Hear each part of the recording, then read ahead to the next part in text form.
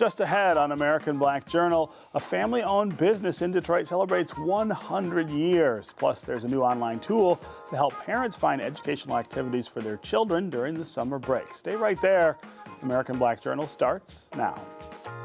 MASCO Corporation is proud to manufacture innovative and environmentally friendly products for the home. Delta faucets, craft-made in Merillat cabinets, and Behr brand paints have all been designed with you in mind. MASCO and its family of companies, serving Michigan communities since 1929. Support also provided by the W.K. Kellogg Foundation, a partner with communities where children come first. The Cynthia and Edsel Ford Fund for Journalism at Detroit Public TV. The DTE Foundation proudly supports 50 years of American Black Journal in covering African American history, culture, and politics. The DTE Foundation and American Black Journal, partners in presenting African American perspectives about our communities and in our world. For nearly 100 years, Ally has been a part of Detroit, and we give back by volunteering and donating in our community. We have a commitment to diversity and increasing economic mobility in our hometown. At Ally, we're dedicated to doing it right every single day. And viewers like you. Thank you.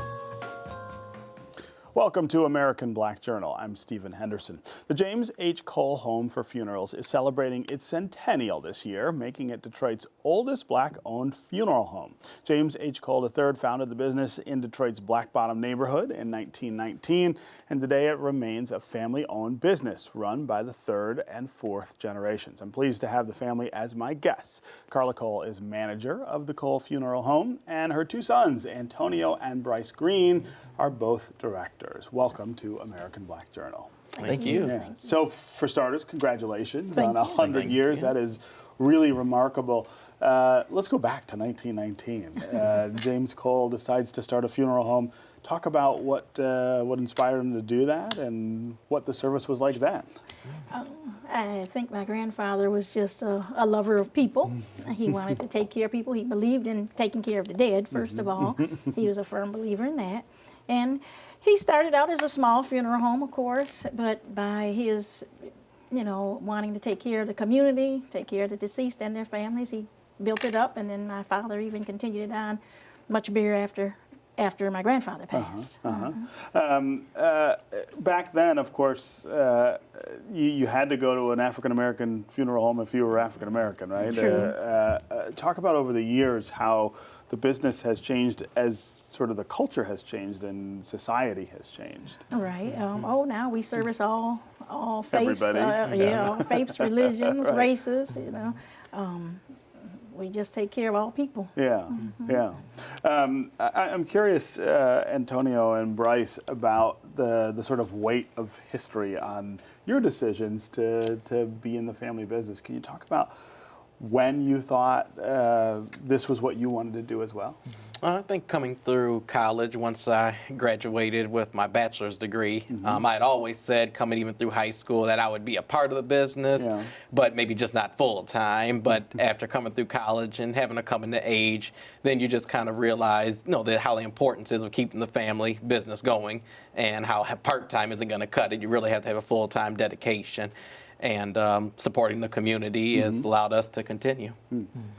Yeah, really the same way with me. Mine really started when I was, a little bit younger, kind of 8th grade, high school age. I was always like, I'm going to the funeral home. I'm going to work at the funeral home. I'll be at the funeral home. That's what I'm going to do. And I kind of had my mind set on that. And, even with going to college, when I went to Eastern Michigan, I was pre-mortuary science at Eastern Michigan. Followed in my grandfather's footsteps and went to Wayne State for mortuary school. And I was just, gung-ho the whole time. No, I will be at the funeral home. We can't let it go. We're not going to let it out of the family, and we got to keep it going. Yeah. So. One of my favorite television series of all time is 6 Feet Under, which was on HBO. I think all the time about those characters now that the show's gone. But it strikes me that there's a real similarity here with you guys being a family-owned funeral home. There's a lot of tension on that show between the two brothers who are inheriting the show. Is that something that you guys experience? Who's got their hands on the wheel? No, I mean, with the family being so small, it's just the three of us that run the business. Yeah. It's more than enough to do. So I think where you may run into everybody to chip in. Exactly. Right? Everybody has their more responsibilities, so there's more than enough work to pass around. So there's not really any butting of heads because we're always too busy doing work. Just working. Yeah. Exactly. With it being two different chapels too, that's a whole nother dynamic of it. You know, it's so much work, and then we're also spread out between our West Grand Boulevard chapel and our chapel on Puritan and Schaefer. That it's just so much to do. If we're not together, it's never going to get done. You know. Talk about the importance to you of this sort of extension of the family ownership of the business. Oh, having my boys working with me. I couldn't do it without them. And especially in this day and time of technology. I'm an old woman now, and when my sons came into the business, they brought all their techie knowledge with them, which I had no clue of. So they have really expanded our business. Really, I don't think we'd be where we're at without these young minds. Can you talk about how technology is changing the business? I'm not sure most people are aware of that. Yeah, well, the funeral industry is very, very, very traditional. So most funeral homes up to 10 years ago didn't even have a website. Okay. So that was one thing even before I came into the business was getting the funeral home a website set up. We built our new Northwest Chapel on Schaefer and Puritan about 8-9 years ago now. And that has integrated television and monitors throughout the computer system throughout the entire building. So it was important to us to make this multi-million-dollar investment for the Detroit community, and we were providing bereaved families with something that they can't get really anywhere in the country. We were one of the very few funeral homes to incorporate technology like that in the business. And what does that enable you to do in terms of serving the families better? What are the Well, I think it really allows them to personalize. A big thing with funeral industry now is personalization. Okay. So now when they walk into the room, it's not just viewing your loved one. Now you have the DVD playing on a screen right there. Now you have an animation with the name going. It's just a whole nother realm. And with that technology too, it also lets you bring in all those people that are not here anymore. You know, nobody is in one spot locked down for life anymore. Everybody starts moving away, and they go here, they go there. But with that technology, we have live stream capabilities. So you can actually— I could watch. Right. If you're on vacation, if you have a business meeting that you cannot, you know, get out of, if it's just the fact that, hey, I live in Atlanta now and not Detroit. You can log on and live stream, and you can be a part of your family's funeral service still live right then and in the moment. And you can still be there. You know, I wonder, I asked your boys this, at what point in your life did you know this was what you were going to do? Was this something that your dad insisted on? Or? Well, my dad had no sons, just two girls, and my sister wasn't going into business, so it's kind of up to me, and I was a daddy's girl. So whatever he did, wherever he went, I was right behind him. So I just chose to go. Now, one thing I have to say, but I wasn't a school person. I didn't think I was going to go to college. And then after, you know, following my dad around, I said, well, you know, I think I will. And I went on to mortuary school. The only time I loved school was when I was in college, really. But that was it. Just I knew I was going to be, whatever he did, I was going to do. Can you talk about the landscape of funeral homes in the city today versus maybe when you started? Is it changing? Are there sort of new players that you have a lot of new funeral homes that are opening up. You know, a lot of competition out there. But we've been around a long time, so we don't, you know, we still take care of our families. We stay on our toes, so we don't think that's any problem for us. I'm curious for you two what you see for the future of the business, the kinds of things that may challenge you that your mom wouldn't have had to face. Just like we talked about before, technology, just sure. the evolution of society itself. And like I said, the funeral industry is very, very, very slow to adapt. So it's just something that we Super can't fall traditional, into. yeah. Right, you have to stay on top of that. But I think if we just maintain our roots of just helping the community, making sure we satisfy the people we serve, that's what's carried us 100 years, and that's what'll keep carrying us 100 more. Yeah, and then that's really it. I mean, you've got our funeral home, we can do everything from pre-planning a funeral all the way to the final steps of the headstone, which you have to come see me for, but me specifically, but we deal with that too. But I mean, it gets to the point where you can pre-plan, you can plan an at-need service. You can get your vault from the funeral home. If you need a military flag, we take care of that. We take care of everything for you, all the way to the headstone, where you don't have to worry about anything. You can come to the funeral home and ask us for it. And then in the future, I mean, even the market of the headstone is changing. There's no more little color photos inside of a little glass case that you put on the headstone. Everything is laser engraved directly into the headstone. I mean, even that is to the point where in the future, it's going to be so much driven by technology and personalization that's what we've got to stay on top of. I wonder if you notice changes in the way families grieve or sort of process death as a result of changes in technology or changes in the culture. Is that? There is. I mean, it's gotten to a point now where it's so much more of a celebration of life. The grief behind it is kind of fading slightly to where everybody's now celebrating the life of their loved one. And as well as our funeral home, we also have gotten into offering aftercare counseling. In our community is not one to go seek out aftercare counseling or any kind of help with grieving, or admitting that you need help, or even admitting that you need help. That's not. It's just not a part of our culture. But we see that is a need, and that we can help you continue to move. So as well as the celebration of life, now our culture is also being able to be helped at our funeral home by saying, look, come to the funeral home. We have grief counseling. We have sessions that'll help you through that.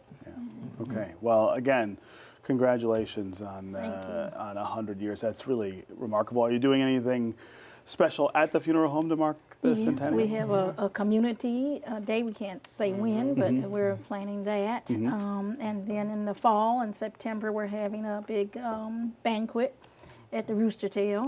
So if people another great Detroit institution, right? right. So if people are interested, they can go to our website and see more about the festivities that we plan. Okay. Again, congratulations and thanks very much for being here. Thank you so much. Thank you. Just ahead, a new way to keep your child engaged in learning during the summer months. But first, here's a 1994 Detroit Black Journal conversation about improving math and science scores in Detroit schools. That means that our kids aren't doing very well in math and science. At least that's what it seems to say to me, which is why I raised the point that there must be something going on in our classroom or something that is not going on in our classroom that's impacting these young people. And perhaps we need to talk about what it means to have either students who are actively and aggressively involved in these subjects because they think they can do it, or why they are shying away from it and failing at it. Are we steering children away from it? Of course, I can understand why it may not necessarily be just a black problem, because a national survey recently showed that over 60% of people surveyed feel that science is important but have no idea what scientists do. But nonetheless, our black children are impacted. And I think that as we go into the classroom, Ms. Sanders, you a concerned mother, concerned parent involved in the schools, what do you see happening with your children at Loving Elementary School? Okay, now with my children at Loving Elementary School, I also notice that parent involvement is always greater at the elementary level. And as students go to middle school and to the high schools, the involvement becomes less. And perhaps if the involvement was just as great as when a child started off as when he got to middle schools or high schools, the testing and science would be better. At Loving, we have a resource science center that services 7 schools, and this is where we have the hands-on, where children don't just have a textbook in high school. I talked to Mr. Khalifa earlier, and he said in his classroom, they basically just have a textbook that they learn from.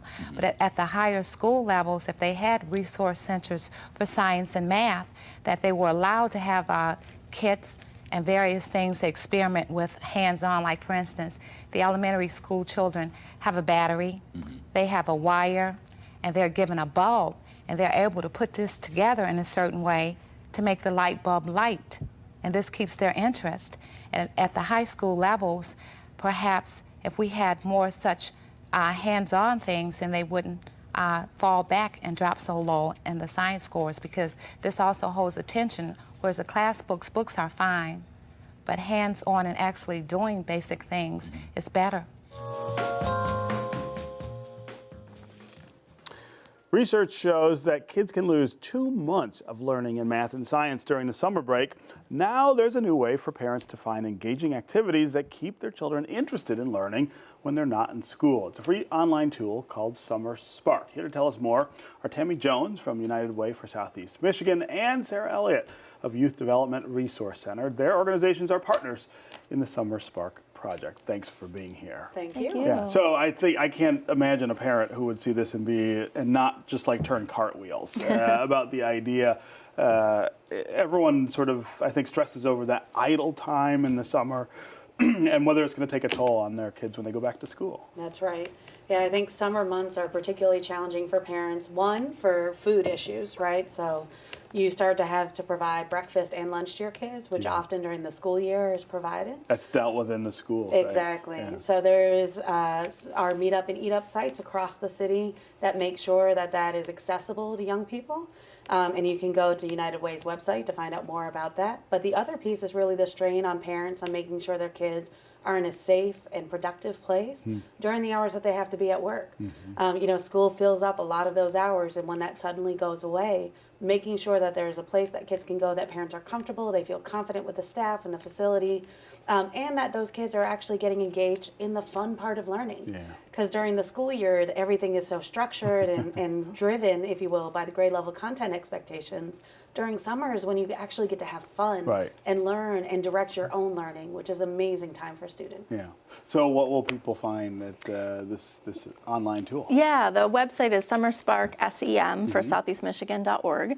And parents can go there, and there's a program finder, so they can put in search terms, look for free programs, low-cost programs, search by their zip code, their child's grade, and pull up a customized list of programs that might be a good fit for their child. So if their child wants to get involved in robotics or do sports over the summer or go to a theater camp, there's all sorts of options for families. Yeah. One of the things that I think sort of frustrates parents is, again, knowledge of what's out there, knowing that your kids don't just have to sit home all day. I would imagine that was a big driver behind this. For sure. So we know that there are across the Tri-County area, so Wayne, Oakland, and Macomb, all of which is served by summersparksem.org, that there are parks and rec that provide summer opportunities, that schools provide summer opportunities, but there's also hundreds of nonprofit agencies that do really awesome work. And if you know about it, then you can get your kid enrolled. But finding that information is very one-off. A lot of it is parent to parent. And that is great where there are those strong networks, but there's not always strong networks in place. And so this was really an intentional effort to say, knowing that there's a lot going on, how do we make sure that every parent has access to the information they need so they can find the best fit for their child? It's not unlike some of the work that's happened in schools over the years, but we really recognize the need to do that in the summer months as well. Talk about the collaboration between your two organizations to do that. That's a cool dynamic that we need more of in Southeast Michigan. Right? So my organization, the Youth Development Resource Center, our mission is to serve Detroit area youth serving organizations in order to increase their quality and thereby increase their impact on young people. And so we do that in a lot of ways. We help nonprofits measure their quality and their outcomes for kids, and also do a lot of training, professional development, and find some national or local resources that can help them do that work. So United Way came to us a couple years ago and asked to partner to create this resource. We manage the provider side, so we have the connections with the organizations that run these programs and reach out to them to get them to list their programs. And then United Way has a strong voice in the community to parents and other community members, and so partnering up has been a really nice opportunity for both of us. Is this something you hear as an issue from the parents that you guys deal with? Absolutely. Even, and it's regardless of income, right? So when I actually sit down with one of our partners, General Motors, last summer, or 2 summers ago now, what was interesting to me is one of the folks said, "I'm so sorry I'm late to this meeting. I had to drop my daughter off at summer camp, and it's such a process." I said, yeah, you're not alone, right? Because it happens at all levels of income. And what we know as United Way, we get requests all the time through our 211 hotline to say, where can we find some support?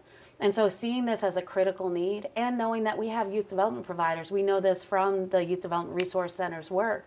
We have youth development providers that have openings that go unfilled that are free opportunities to young people. It was an obvious opportunity to say, yep, let's go ahead and make sure we're creating a platform and doing the ground game engagement so that we can get more families leaning on the summersparksem.org site. Yeah. What do you hear from the families that you work with in the city about, you know, the gaps that exist in resources? Yeah, we did a lot of input sessions with families as we were designing the site, and they definitely felt like there's been a generational change. So when they grew up and when I grew up, you know, summer you could be home or in the neighborhood a bit more and feel safe. There were more people around to watch the kids, and that's a little bit more of a strain on families. Some neighborhoods don't even have schools anymore, you know, or those community resources. So it's a bit of a stretch. Parents in Detroit were really looking for a comprehensive programs, so all-day programs where their kids could be. And then we'd really like to see those places and spaces filled with lots of really high-quality learning opportunities that are often more affluent families can afford, you know, to purchase one-week camps that are around robotics and theater arts or things like that. So we want to see those safe, robust places, but with lots of really skill-building, fun learning opportunities for youth over the summer. I'm also reminded of the geographic isolation that a lot of families experience in Detroit. Absolutely. When I grew up in the city, there were, you know, a million people, and every neighborhood had a rec center or a boys and girls club or resources that just don't exist anymore. I wonder if, in addition to, you know, building tools that tell people where the resources are, if we still have work to do providing more places. Absolutely. So I think it's a twofold piece, right? One is we recognize, and this is national, not just in our region, but the achievement gap, right? The difference in achievement of African American students versus white students. 2/3 of that, by the time students are entering 9th grade, is due to the summer months. Wow. Right? So there's a lot of focus on schools and what we can do to improve schools, but there's the out of school time that is critical. Right? And so recognizing, I'm a firm believer in Detroit, these are Tanya Allen's words to give due credit, that we don't have a talent gap, we have an opportunity gap. Opportunity gap, and so we have a moral responsibility, in my opinion, to make sure that we're making the opportunities we have accessible.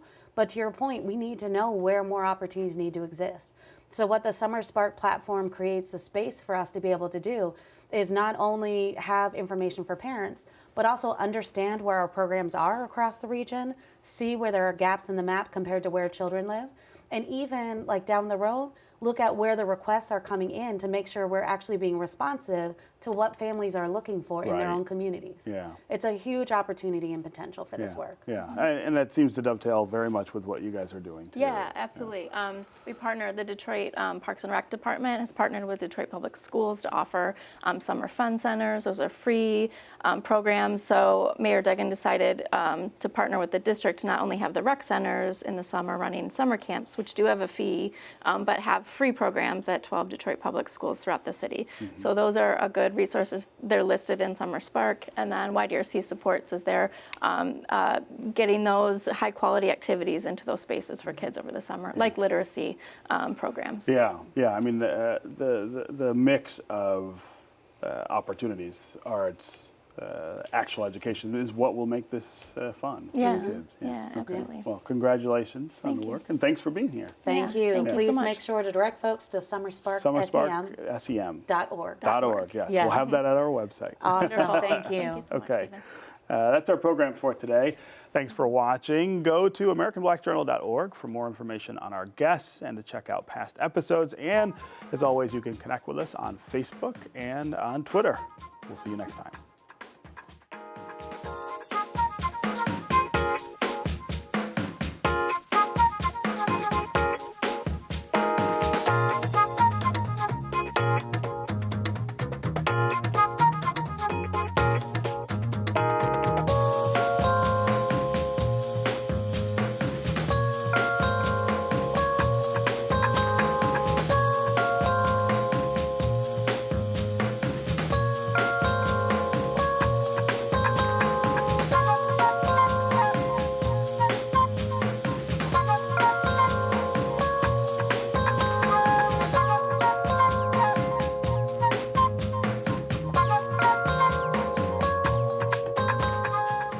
MASCO Corporation is proud to manufacture innovative and environmentally friendly products for the home. Delta faucets, craft-made in Merillat cabinets, and Behr brand paints have all been designed with you in mind. MASCO and its family of companies, serving Michigan communities since 1929.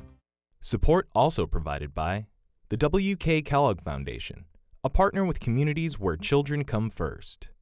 The Cynthia and Edsel Ford Fund for Journalism at Detroit Public TV. The DTE Foundation proudly supports 50 years of American Black Journal in covering African American history, culture, and politics. The DTE Foundation and American Black Journal, partners in presenting African American perspectives about our communities and in our world. For nearly 100 years, Ally has been a part of Detroit, and we give back by volunteering and donating in our community. We have a commitment to diversity and increasing economic mobility in our hometown. At Ally, we're dedicated to doing it right every single day. And viewers like you. Thank you.